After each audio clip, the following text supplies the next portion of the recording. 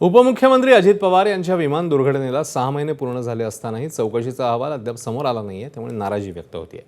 या पार्श्वभूमीवर युगेंद्र पवार यांनी तपास यंत्रणांवर काही गंभीर प्रश्न उपस्थित केले आणि या प्रकरणाचं सत्य लवकरात लवकर जनतेसमोर आणावं अशी मागणीही केली आहे।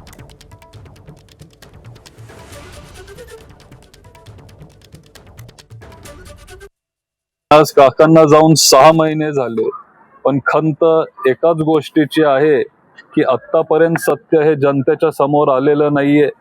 आम्ही सगळ्यांनी संयम ठेवलेला आहे। साधे सीसीटीव्ही व्हिडिओ मुंबई एअरपोर्टचे अजून आपल्या समोर आलेले नाहीयेत आणि लवकरात लवकर ही सगळी चौकशी झाली पाहिजे। सीबीआय चौकशी करत आहे, सीआयडी असेल, आपले डीजीसीए असेल, सगळे जर एवढी चौकशी करत असतील तर मग हे सगळं समोर यायला एवढा वेळ का लागतो, हाच प्रश्न माझ्या आणि सगळे जे बारामतीचे सर्वसामान्य जनता आहे त्यांच्या मनात आहे।